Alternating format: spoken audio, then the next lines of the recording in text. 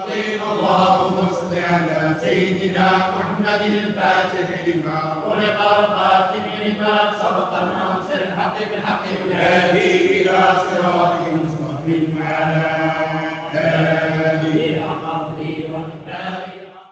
السلام عليكم ورحمة الله وبركاته. بسم الله والحمد لله والصلاة والسلام على أشرف المرسلين وعلى آله وصحبه أجمعين أما بعد. اللهم صل وسلم وبارك على سيدنا محمد الفاتح لما أغلق والخاتم لما سبق ناصر الحق بالحق والهادي إلى صراطك المستقيم وعلى آله وصحبه حق قدرك ومقدارك العظيم. വളരെ പ്രധാനപ്പെട്ട ഒരു വിഷയമാണ് നമ്മളിന്ന് പറയാൻ പോകുന്നത്. ബഹുമാനപ്പെട്ട ഹുജ്ജത്തുൽ ഇസ്ലാം അബൂ ഹാമിദ് അൽ ഗസ്സാലി റളിയല്ലാഹു അൻഹു ഒരു മുരീദും ഷെയ്ഖും തമ്മിലുള്ള അഭേദ്യമായ ബന്ധത്തിനെ കുറിച്ച് പറയുന്നുണ്ട്. ലോകത്തിലെ ഏറ്റവും വലിയ ബന്ധം എന്ന് പറയുന്നത് ഒരു ഗുരുവും ശിഷ്യനും തമ്മിലുള്ള ബന്ധമാണ്. ഒരു മാതാവും പിതാവും നമ്മുടെ ജസദിൻ്റെ മാതാവും പിതാവുമാണെങ്കിൽ നമ്മുടെ ആത്മാവുമായി ബന്ധപ്പെട്ട ആളാണ് നമ്മുടെ ഗുരു. അതുകൊണ്ട് തന്നെ ഗുരു ശിഷ്യ ബന്ധം എന്ന് പറയുമ്പോൾ പ്രത്യേകിച്ച് ആത്മീയ മേഖലയിലുള്ളതായ ഗുരു ശിഷ്യന്മാർ അത് ഏറ്റവും അഭേദ്യമായ ഒരു ബന്ധമാണ്. ബഹുമാനപ്പെട്ട ഇമാം ഗസ്സാലി തങ്ങൾ അതിൽ ആദ്യത്തെ ഉദാഹരണം പറയുന്നത് നമ്മളെല്ലായ്പ്പോഴും നമ്മൾ പറയുന്നത് പോലെ ഒരു മയ്യിത്ത് കുളിപ്പിക്കുന്ന ആളുടെ മുമ്പിൽ കിടക്കുന്ന മയ്യിത്തിനെ പോലെ. ആ മയ്യിത്തിനൊക്കെ സ്വന്തമായി ഒന്നും ചെയ്യാൻ കഴിയില്ല. സ്വന്തമായി ഇഷ്ടങ്ങളില്ല, സ്വന്തമായി അടക്കങ്ങളില്ല, അനക്കങ്ങളില്ല, ഒന്നും സ്വന്തമായിട്ടില്ല. എല്ലാം ഈ കുളിപ്പിക്കുന്ന വ്യക്തി എങ്ങോട്ട് തിരിച്ചാലും അങ്ങോട്ട് തിരിയുന്ന ഒരു മനസ്സ് മാത്രമേ ആർക്കുള്ളൂ, ഈ മരിച്ചു കിടക്കുന്ന മയ്യിത്തിനുള്ളൂ. അതേപോലെ ആയിരിക്കണം ഒരു മുരീദ്. അവന്റെ മുഴുവൻ കാര്യങ്ങളിലും അവൻ സമർപ്പിതനാകണം. ഇമാം ഗസ്സാലി തങ്ങൾ പറയുന്നു, ഒരു മുരീദ് ഷെയ്ഖിൽ പൂർണ്ണമായി സമർപ്പിക്കുമ്പോൾ മാത്രമേ അത്ഭുതങ്ങൾ കാണാനും അനുഭവിക്കാനും കഴിയുള്ളൂ എന്നാണ്. ഒരു മുരീദിന് അള്ളാഹുവിലേക്ക് അടുക്കുന്ന സമയത്ത് ഒരുപാട് ദൗക്കുകൾ, പല നിലക്കുള്ള ദൗക്കുകൾ അനുഭവിക്കാനുണ്ട്, രുചികൾ അനുഭവിക്കാനുണ്ട്. ഈ രുചികൾ അനുഭവിക്കണമെങ്കിൽ പൂർണ്ണമായ സമർപ്പണത്തിന് വിധേയനാകണം. മാത്രമല്ല, ഈ മയ്യിത്ത് കുളിപ്പിക്കുന്ന ആളുടെ മുമ്പിൽ കിടക്കുന്ന മയ്യിത്ത് എല്ലാത്തിനും സന്നദ്ധനാണ്. എന്ത് ചെയ്താലും അതിനൊരു കുഴപ്പമില്ല. അതേപോലെ ആയിരിക്കണം ഒരു മുരീദ്. പൂർണ്ണമായും ഷെയ്ഖിന് സംസ്കരിക്കാൻ അവൻ മുന്നിട്ട് കൊടുക്കണം. അതാണ് ആദ്യമായി ഒരു മുരീദിന്റെ ഭാഗത്തു നിന്ന് ഉണ്ടാവേണ്ടത്. രണ്ടാമത്തത് ബഹുമാനപ്പെട്ട ഇമാം ഗസ്സാലി റളിയല്ലാഹു അൻഹു വളരെ വിദഗ്ധമായി തന്നെ ഉദാഹരണം പറയുന്നുണ്ട്. ഒരു സർജന്റെ മുമ്പിൽ കിടക്കുന്ന രോഗിനെ പോലെയാണ്. ഒരു സർജന്റെ മുമ്പിൽ കിടക്കുന്ന ഒരു രോഗിനെ പോലെയാണ്. കാരണം ആ രോഗി പൂർണ്ണമായിട്ടും സർജന്റെ മുമ്പിൽ കടന്നു കൊടുക്കണം. ഏത് വിധേനയാണോ ഈ രോഗം വന്നത് അത് കണ്ടെത്തി പൂർണ്ണമായും അതിന്റെ ഭാഗത്തൊക്കെ കീറി കെട്ടേണ്ടതൊക്കെ കെട്ടി ഒഴിവാക്കേണ്ടതൊക്കെ ഒഴിവാക്കും. ഇമാം ഗസ്സാലി തങ്ങൾ പറയണ അതേപോലെ ആയിരിക്കണം ഒരു മുരീദ് എന്നാണ്. കാരണം ഈ മുന്നിലിരിക്കുന്ന രോഗിയോട് പറയും, ആര്? ഡോക്ടർ പറയും, എന്താ പറയാ, ചെറിയ ഒരു പ്രയാസം ഉണ്ടാവും, പക്ഷെ വലിയൊരു പ്രയാസം നീങ്ങാൻ വേണ്ടിയിട്ടാണ്. വലിയൊരു പ്രയാസം നീങ്ങണമെങ്കിൽ നീ ഒരു ചെറിയ പ്രയാസത്തിന് നീ തയ്യാറാകണം. ഇതിനു ശേഷം പിന്നെ നിനക്ക് സുഖജീവിതമായിരിക്കും, നീ വേവലാതിപ്പെടേണ്ട എന്നതുപോലെയാണ് ഒരു മുരീദ് ഷെയ്ഖിന്റെ മുമ്പിൽ. ചിലപ്പോ ചില റിയാദകൾ തരും, ചില ഔറാദുകൾ തരും, ചില വലീഫകൾ തരും. ചിലപ്പോൾ നമുക്കത് പൂർണ്ണമായി ചെയ്യാനുള്ള ഒരു വിമുഖത ഉണ്ടാവും, അത് കാണിക്കാൻ പാടില്ല. കാരണം ചെറിയ റിയാദകളും അതുപോലെ തന്നെ മുറാഖബയും, അതുകൊണ്ട് നമുക്ക് വലിയ മാനസാന്തരം വരാൻ പോകുന്നുണ്ട്. അത് ഷെയ്ഖ് പറഞ്ഞു തരും. നീ രാവിലെ കുറച്ച് നിനക്ക് ചെല്ലാണ്ട്, വൈകുന്നേരം വിർദുൽ മസാഖ് ഉണ്ട്, 24 മണിക്കൂറിൻ്റെ ഉള്ളിലുള്ള വലീഫ് ഉണ്ട്, ആഴ്ചയിലുള്ള ഹൈലലുണ്ട്. ഇതൊക്കെ നീ എന്ത് ചെയ്യണം, വലിയ പ്രയാസങ്ങളൊന്നുമില്ല. കുറച്ച് സമയം ഒരു വിറുത് ചെല്ലാൻ നീ ഒരു 20 മിനിറ്റ് നീ എന്ത് ചെയ്യണം, രാവിലെ അതിന് ചെലവാക്കണം.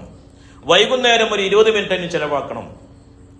അത് നീ ചെലവാക്കി കഴിഞ്ഞാൽ നിനക്ക് വലിയ ഗുണങ്ങളുണ്ട് എന്ന് ഷെയ്ഖ് നമുക്ക് പറഞ്ഞു തരും. അപ്പോൾ ഒരു സർജന്റെ മുമ്പിലുള്ള രോഗിയെ പോലെ ആയിരിക്കണം ഒരു ഷെയ്ഖിന്റെ മുമ്പിൽ ആര്, ഒരു മുരീദ്. ചെറിയ ചെറിയ പ്രയാസങ്ങൾ നമുക്ക് എന്ത് ചെയ്യേണ്ടി വരും, അനുഭവിക്കേണ്ടി വരും ഈ മേഖലയിൽ.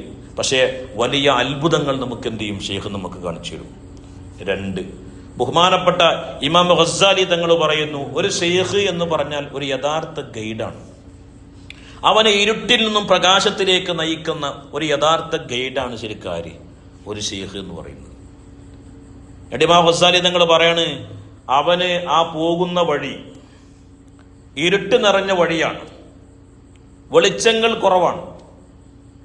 ആ ഇരുട്ട് നിറഞ്ഞ വഴിയിൽ കൊള്ളക്കാരാകുന്ന ശൈത്താന്മാരുണ്ട്, ചതിക്കുഴികളാകുന്ന നഫ്സ് അവിടെ ഉണ്ട്. ഇത് രണ്ടും ആര് പറഞ്ഞു തരുന്നുണ്ട്, ഒരു ഷെയ്ഖ് പറഞ്ഞു തരും. നീ പോകുന്ന വഴിയിൽ ദുർഘടമായ വഴിയാണ്, ശൈത്താന്റെ പ്രയാസങ്ങൾ ഉണ്ടാവും, നഫ്സിന്റെ പ്രയാസങ്ങൾ ഉണ്ടാവും. പക്ഷേ നീ ഭയപ്പെടണ്ട, അത് ഞാൻ പോയ വഴിയാണ്, ഷെയ്ഖ് നടന്നു പോയ വഴിയാണ്, അതുകൊണ്ട് എനിക്ക് പരിചിതമായ വഴികളാണ്. ആ കൊള്ളക്കാര കയ്യിൽ നിന്ന് എങ്ങനെ രക്ഷപ്പെടണം, നഫ്സിന്റെ ചതിക്കുഴിയിൽ നിന്ന് എങ്ങനെ കരകയറണം, അത് ഷെയ്ഖിനറിയാം. ആ ഷെയ്ഖ് തരുന്ന ആ ഐഡിയ നീ പ്രയോഗിച്ച്, ആ ഐഡിയ നീ ഉപയോഗിച്ചുകൊണ്ട് ആ കൊള്ളക്കാരനായ പിശാചിൽ നിന്നും ചതിക്കുഴികളാകുന്ന നഫ്സിൽ നിന്നും നീ എന്ത് ചെയ്യണം, മുന്നോട്ട് ഗമിക്കണം. പൂർണ്ണമായി ഷെയ്ഖ് പോയ വഴിയായതുകൊണ്ട് ആ ഷെയ്ഖിന് നിന്നെ ആ അറ്റത്തേക്ക് എത്തിക്കാൻ കഴിയും എന്ന് ബഹുമാനപ്പെട്ട ഹുജ്ജത്തുൽ ഇസ്ലാം അബൂ ഹാമിദ് അൽ ഗസ്സാലി റളിയല്ലാഹു അൻഹു പറയാം. യഥാർത്ഥത്തിൽ നമ്മളെ കൈ നമ്മൾ പിടിക്കുന്നില്ലെങ്കിലും, ഇന്നല്ലദീന യുബായിഊനക ഇന്നമാ യുബായിഊനല്ലാഹ് യദുല്ലാഹി ഫൗക അയ്ദിഹിം, നമ്മുടെ ഷെയ്ഖിന്റെ കൈ പിടിച്ചിട്ട് നമ്മൾ ബൈഅത്ത് നടത്തിയില്ലേ, ആ കൈ എന്ന് പറഞ്ഞാൽ എന്താണ്, ഒരാത്മീയമായ കൈയാണ്. അള്ളാഹുവിലേക്ക് മത്ലൂബിലേക്ക് നമ്മൾ എത്തുന്നത് വരെ ആ കൈ നമ്മളോട് കൂടെ ഉണ്ട്. തുടക്കത്തിൽ ഇന്നല്ലദീന യുബായിഊനക ഇന്നമാ യുബായിഊനല്ലാഹ് യദുല്ലാഹി ഫൗക അയ്ദിഹിം എന്ന് പറഞ്ഞ് നമുക്ക് ബൈഅത്ത് ചെയ്തു തരും. അജസ്തു ലക്കും കമാ അജാസന ഷെയ്ഖ് എന്നൊക്കെ പറഞ്ഞ് നമുക്ക് ബൈഅത്ത് ചെയ്തു തരും. ആ കൈ പിടിക്കുമ്പോൾ ആ കൈ അത് കഴിഞ്ഞാൽ നമ്മൾ മാറ്റുന്നുണ്ട്. പക്ഷെ ആ കൈ എന്ത് ചെയ്യുന്നില്ല, ആത്മീയമായി ആ കൈ അവിടുന്ന് പോണില്ല. നമ്മളെ ഏതൊന്നിലേക്കാണോ എത്തിക്കേണ്ടത് അവിടേക്ക് എത്തിച്ചതിന് ശേഷം മാത്രമേ ആ കൈ അവിടുന്ന് പോരുള്ളൂ. ഒരു യഥാർത്ഥ മുറബിയുടെ കൈ നമ്മുടെ കൂടെ ഉണ്ടാവും. നമ്മുടെ ദുർഘട നിമിഷങ്ങളിൽ, നമ്മുടെ പ്രയാസങ്ങളിൽ, നമ്മുടെ പരിഭവങ്ങളിൽ നമ്മുടെ കൂടെ ഉണ്ടാവും. പക്ഷെ മുരീദ് എന്തായിരിക്കണം, ഒരു മുരീദായിരിക്കണം. അല്ലാഹു സുബ്ഹാനഹു വ തആല തൗഫീഖ് ചെയ്യുമാറാവട്ടെ. മാത്രല്ല ഇവിടെ പ്രധാനമായും ശ്രദ്ധിക്കേണ്ടതെന്ന് പറഞ്ഞാൽ, ഷെയ്ഖ് എന്ന് പറയുന്നത് നമ്മുടെ ആത്മാവിന്റെ പിതാവാണ്. ഷെയ്ഖ് എന്താണ്, ആത്മാവിന്റെ പിതാവ്. 4-ാമത്തെ ഘട്ടം ബഹുമാനപ്പെട്ട ഇമാം ഗസ്സാലി തങ്ങൾ പറയണം. നമ്മളെ ഇപ്പോൾ നമ്മൾ പറയുന്നു നമ്മുടെ മാതാവ് നമ്മുടെ ഉമ്മയാണ്, പിതാവ് നമ്മുടെ ഉപ്പയാണ്. അവരൊക്കെ നമ്മുടെ ജസദിന്റെ, ഈ ശരീരത്തിന്റെ മാതാപിതാക്കളാണ്. എന്നാൽ നമ്മുടെ ആത്മാവിന്റെ ഗുരു എന്ന് പറയുന്നത് നമ്മുടെ ഷെയ്ഖാണ്. നമ്മുടെ പിതാവ്, നമ്മുടെ ഉമ്മ ഭൂമിയിലെ നമ്മളെ പിതാക്കളാണെങ്കിൽ, മാതാവും പിതാവുമാണെങ്കിൽ, ആകാശലോകത്ത് നമ്മളുടെ പിതാവ് ആരാണ്, നമ്മുടെ മാതാവ് ആരാണ്, നമ്മുടെ ഗുരുവാണ്. അതുകൊണ്ട് തന്നെ മഹാരഥന്മാരാകുന്ന ആളുകൾ പറയുന്നുണ്ട്, നമ്മുടെ ജസദിന്റെ പിതാവ് ആരാണ്, ആദം നബി അലൈഹി ഇസ്ലാം അല്ലേ. റൂഹിന്റെ പിതാവ് ആരാ, അബുൽ അർവാഹ് ഹബീബായ മുഹമ്മദ് റസൂലുള്ളാഹി സ്വല്ലല്ലാഹു അലൈഹി വസല്ലമ തങ്ങളാണ് അല്ലെ. ജസദും റൂഹും നോക്കുമ്പോൾ ഏതിനാണ് പ്രാമുഖ്യം കൂടുതൽ? റൂഹിനാണ്. ചില മഹാരഥന്മാരായ ആൾക്കാർ പറഞ്ഞു, അത്ര മാതാപിതാക്കള് നമ്മളെ ജനിപ്പിക്കുന്നതിലൂടെ നമ്മളെ ഭൂമിയിലേക്ക് കൊണ്ടുവന്നു, എന്നാൽ നമ്മുടെ ആത്മാവിനെ ആകാശലോകത്തിന്റെ അനന്തവിഹായസിലേക്ക് കൊണ്ടുപോകുന്ന ആൾക്കാരാണ് ആര്? നമ്മുടെ ആത്മീയ ഗുരു എന്ന് ഇമാം ഗസ്സാലി റളിയല്ലാഹു അൻഹു പറയാം. അല്ലാഹു സുബ്ഹാനഹു വ തആല നമ്മുടെ മശായിഖന്മാരെ ബർക്കത്തുകൊണ്ട് നമുക്ക് എന്താണ് ഗുരു ശിഷ്യ ബന്ധം എന്ന് അറിയാനും അതിന്റെ അദബുകൾ പാലിച്ച് മുന്നോട്ട് പോകാനും നമുക്ക് തൗഫീഖ് ചെയ്യട്ടെ. ഇനി ശ്രദ്ധിക്കാം, ഞാൻ 4 കാര്യങ്ങൾ നിങ്ങൾക്ക് പറഞ്ഞു തന്നു. ഈ ഗുരുവും ഷെയ്ഖും തമ്മിലുള്ള ഈ ബന്ധം അത് എല്ലാ കാലത്തും നിലനിൽക്കണമെങ്കിൽ 3 കാര്യം അതിന് വേണം. ഈ 3-ൽ ഏതെങ്കിലും ഒന്ന് പോയാൽ ആ ബന്ധത്തിന്റെ ചരട് മുറിയും. പക്ഷെ നമ്മളത് ആരും അറിയില്ല. അതാണ് ഗൗസുൽ പറഞ്ഞത്, എൻ്റെ മുരീദുകൾ നല്ലവരല്ലെങ്കിൽ എന്നുമേ നല്ലവൻ ഞാനെന്ന് ചൊന്നോവർ. ഒന്നാമത്തത് മഹബ്ബത്ത്. ദുനിയാവിലുള്ള സകല വസ്തുക്കളെക്കാളും മുരീദ് എന്തായിരിക്കണം? ഒരു ഷെയ്ഖിനെ സ്നേഹിക്കണം. ഇതൊരു മുരീദിന്റെ ആത്മീയ പുരോഗതിക്കുള്ള ഇന്ധനമായിട്ടാണ് ബഹുമാനപ്പെട്ട ഇമാം ഗസാലി തങ്ങൾ പറയുന്നത്. ആദ്യം വേണ്ടത് മഹബ്ബത്തു ഷെയ്ഖ്, ഷെയ്ഖിനോടുള്ള അഭേദ്യമായ മഹബ്ബത്താണ്. ബഹുമാനപ്പെട്ട ജലാലുദ്ദീൻ റൂമി റളിയല്ലാഹു അൻഹു, അവിടുത്തെ ഷെയ്ഖ് ശംസുദ്ദീൻ തബരീസി റളിയല്ലാഹു അൻഹു, അവര് രണ്ടാളും 3 ചില്ലാൻ വർഷങ്ങളെ അവർ കണ്ടുമുട്ടിയിട്ടുള്ളൂ. ആര്? ഇമാം ജലാലുദ്ദീൻ റൂമി റളിയല്ലാഹു അൻഹും അതുപോലെ തന്നെ ശംസുദ്ദീൻ തബരീസി റളിയല്ലാഹു അൻഹു. ആ ഒരു 3 വർഷത്തെ കണ്ടുമുട്ടൽ ആയിരക്കണക്കിന് വരികൾ എഴുതാൻ മാത്രം ഉള്ള ഗ്രന്ഥമാക്കി ആര്? ബഹുമാനപ്പെട്ട ജലാലുദ്ദീൻ റൂമി റളിയല്ലാഹു അൻഹു. ആ 3 കൊല്ലുള്ളെങ്കിലും അത് 300 വർഷത്തെ ഫലം ചെയ്തു. ആർക്ക്? ജലാലുദ്ദീൻ റൂമി റളിയല്ലാഹു. കാരണം അത്രയും സ്നേഹമായിരുന്നു ആർക്കുണ്ടായിരുന്നത്? ഷെയ്ഖിനോട് ബഹുമാനപ്പെട്ട ജലാലുദ്ദീൻ റൂമി റളിയല്ലാഹു. ഞാൻ മുമ്പൊരിക്കൽ പറഞ്ഞു തന്നിട്ടുണ്ട്. ഒരിക്കൽ ജലാലുദ്ദീൻ റൂമി റളിയല്ലാഹുവിനെ കാണാതെ ശംസുദ്ദീൻ തബരീസി റളിയല്ലാഹു പതുക്കെ നാട് വിട്ടു. കാരണം എന്താ? ജലാലുദ്ദീൻ റൂമി റളിയല്ലാഹു വലിയ പണ്ഡിതനായിരുന്നു. പക്ഷേ ഷെയ്ഖാകുന്ന ശംസുദ്ദീൻ തബരീസിയെ കണ്ടുമുട്ടിയപ്പോൾ മുമ്പരക്ക് വേറെ ആരും വേണ്ട. അവ മക്കൾക്കും കുടുംബങ്ങൾക്കും ശിഷ്യന്മാർക്കൊക്കെ പ്രയാസായി. അവർ ശംസുദ്ദീൻ തബരീസിയെ ആക്രമിക്കാൻ വേണ്ടി നിൽക്കുന്നു എന്ന് ശംസുദ്ദീൻ തബരീസി അറിഞ്ഞു. അദ്ദേഹം നാടുവിട്ടു. തന്റെ ഷെയ്ഖ് പോയ മാത്രയിൽ കരഞ്ഞുകൊണ്ട് ദിവസങ്ങളോളം ബഹുമാനപ്പെട്ട ജലാലുദ്ദീൻ റൂമി റളിയല്ലാഹു അൻഹു ഭ്രാന്തനെ പോലെ അലഞ്ഞു എന്ന് കിതാബിൽ കാണാൻ കഴിയും. അങ്ങനെ ഒരിക്കൽ രാത്രി തന്റെ ഷെയ്ഖാവുന്ന ശംസുദ്ദീൻ തബരീസി പിന്നെയും വന്നു. അദ്ദേഹം ഷെയ്ഖിനെ കൂട്ടിപ്പിടിച്ച് പൊട്ടിക്കരഞ്ഞു. കാരണം അത്രയും ഹൃദയം അടുത്തിട്ട് വേറിട്ട് പോയിട്ട് താങ്ങാൻ പറ്റിയില്ല.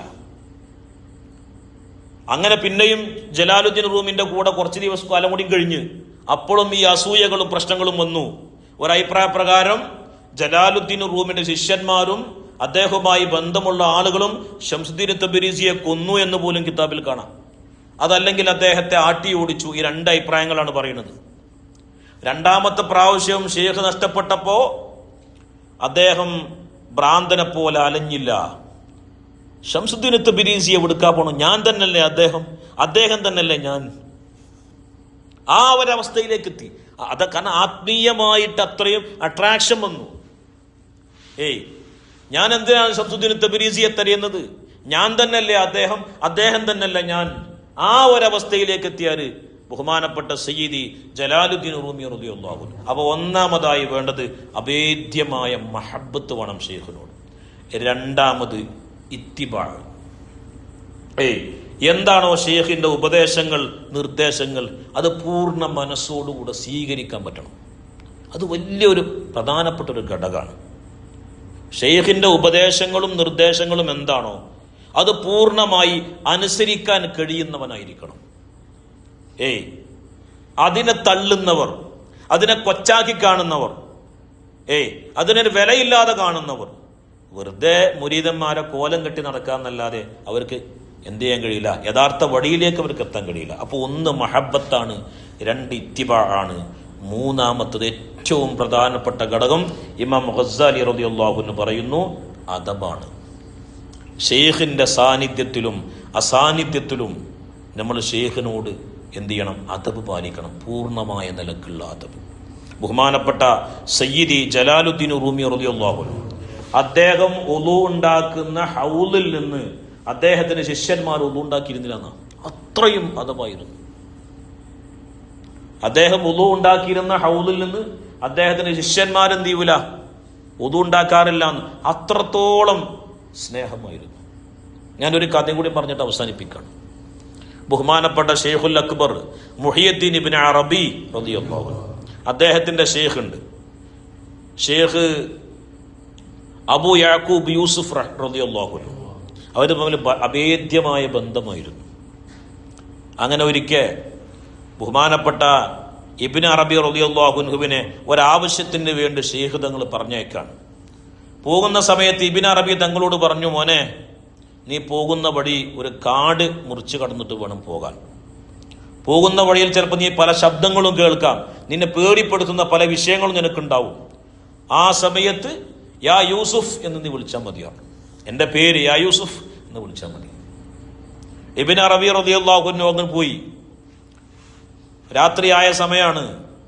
ശക്തമായ ഹിംസ്ര ജന്തുക്കളുടെ ശബ്ദവും പേടിപ്പെടുത്തുന്ന ശബ്ദമൊക്കെ വരാൻ തുടങ്ങി. ആ സമയത്ത് ഷെയ്ഖ് പറഞ്ഞു തോർത്തു. പക്ഷേ അദ്ദേഹത്തിൻ്റെ മനസ്സിൽ വന്നു, ഞാൻ ഷെയ്ഖ് തങ്ങളെ അല്ലല്ലോ വിളിക്കേണ്ടത്. ഈ സമയത്ത് ഞാൻ പ്രപഞ്ചനാഥനാകുന്ന അള്ളാഹുവിനെ അല്ല ഞാൻ വിളിക്കേണ്ടത്. ഞാൻ അള്ളാഹുവിനെ അല്ല ഞാൻ വിളിക്കേണ്ടത്. അദ്ദേഹം, അള്ളാഹുവെ, എന്നെ ഈ പ്രയാസത്തിൻ്റെ ഘട്ടത്തിൽ നീ എന്നെ രക്ഷപ്പെടുത്തണേ എന്ന് പറഞ്ഞിട്ട് ദ്വാരുന്നു. അദ്ദേഹത്തിന് ഒരു പ്രയാസം ഉണ്ടായില്ല. ഒരു പ്രയാസമില്ലാതെ ബഹുമാനപ്പെട്ട ആര് തിരിച്ചു വന്നു? ഇബ്നു അറബി റളിയല്ലാഹു അൻഹു തിരിച്ചു വന്നു. ഇബ്നു അറബി തങ്ങളെ കണ്ടപ്പോൾ തന്നെ ആര് ചിരിച്ചു? ബഹുമാനപ്പെട്ട അബൂ യാക്കൂബ് യൂസുഫ് റളിയല്ലാഹു അൻഹു ചിരിച്ചു. മോനെ, നീ എൻ്റെ പേര് വിളിച്ചില്ല, നീ പ്രപഞ്ചനാഥനാകുന്ന അള്ളാഹുവിനെയാണ് നീ വിളിച്ചത്. നീ ചെയ്തത് ശരി തന്നെയാണ്. പക്ഷേ ആ പ്രപഞ്ചനാഥനിലേക്കുള്ള കവാടം നിനക്ക് ഞാനായിരുന്നു. നീ അള്ളാഹുവിനെ എന്നെ വിളിച്ചാലും അത് വിളി കേൾക്കുന്നത് റബ്ബായിരുന്നു. നീ അള്ളാഹുവിലേക്കുള്ള കവാടമാണ് നീ അടച്ചത്. അതിൽ നീ പരാജയപ്പെട്ടു പോയി എന്ന് പറഞ്ഞാരോട് ബഹുമാനപ്പെട്ട സയ്യിദുന ഇബ്നു അറബി റളിയല്ലാഹു അൻഹു. അപ്പോൾ അള്ളാഹുവിലേക്കുള്ള ഒന്നാമത്തെ കവാടം നമ്മുടെ ഷെയ്ഖിൻ്റെ കവാടമാണ്. അവിടെ അച്ചടക്കത്തോടുകൂടെ ഒരു ഗുരു നിന്നു കഴിഞ്ഞാൽ വലിയ ഉന്നതമായ തലത്തിലേക്കൊരു മുരീദിനക്ക് എത്താൻ കഴിയും. അത് കേട്ടതോടുകൂടെ ബഹുമാനപ്പെട്ട ഇബ്നു അറബി റളിയല്ലാഹു അൻഹു ഷെയ്ഖിനോട് കൂടുതൽ മഹബത്തുള്ളവനാവുകയും യഥാർത്ഥ ഷെയ്ഖിൻ്റെ മുരീദായി മാറുകയും ചെയ്തു എന്ന് താരീഖിൻ്റെ കിതാബുകൾ നോക്കിയാൽ കാണാൻ കഴിയും. അപ്പോൾ നമ്മുടെ അള്ളാഹുവിലേക്കുള്ള യഥാർത്ഥ കവാടം, ആദ്യ കവാടം അത് ഷെയ്ഖാണ്. അതാണ് ഗുരുവിൽ ഫന ആവുക എന്ന് പറഞ്ഞാൽ. രണ്ടാമത്തെ കവാടം ഹബീബായ മുഹമ്മദ് റസൂലുള്ളാഹി സ്വല്ലല്ലാഹു അലൈഹി വസല്ലമ തങ്ങളാണ്. ആ കവാടവും കഴിഞ്ഞു കടക്കുമ്പോൾ പ്രപഞ്ചനാഥനാകുന്ന പരമ്പൊരുളാകുന്ന അള്ളാഹുവിൻ്റെ കവാടമാണ്. ആ കവാടം കൂടി കടന്നു കഴിഞ്ഞാൽ പിന്നെ ജീവിതം മനോഹരമാണ്, ജീവിതം അത്ഭുതങ്ങളാണ്. ആ വഴിയെ നടക്കാൻ, അതിൽ മുന്നോട്ട് പോകാൻ അല്ലാഹു സുബ്ഹാനഹു വ തആല നമുക്ക് തൗഫീഖ് ചെയ്യട്ടെ. റബ്ബനാ തഖബ്ബൽ മിന്നാ ഇന്നക അൻതസ് സമീഉൽ അലീം വതുബ് അലൈനാ ഇന്നക അൻതത് തവ്വാബുർ റഹീം. അസ്സലാമു അലൈക്കും വറഹ്മത്തുള്ളാഹി വബറകാതുഹു.